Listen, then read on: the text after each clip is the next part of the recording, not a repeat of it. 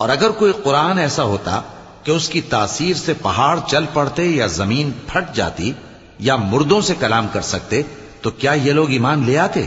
بات یہ ہے کہ سب باتیں اللہ کے اختیار میں ہیں، تو کیا مومنوں کو اس سے اطمینان نہیں ہوا کہ اگر اللہ چاہتا تو سب لوگوں کو ہدایت کے رستے پر چلا دیتا؟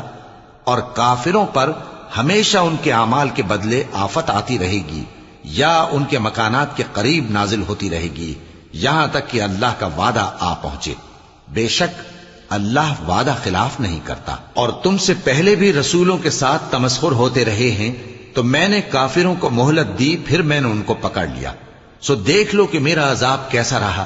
تو کیا وہ جو ہر شخص کے اعمال کا نگراں و نگہبان ہے، وہ بتوں کی طرح بے علم و بے خبر ہو سکتا ہے؟ اور ان لوگوں نے اللہ کے شریک مقرر کر رکھے ہیں۔ ان سے کہو کہ ذرا ان کے نام تو لو، کیا تم اسے ایسی چیزیں بتاتے ہو جو روح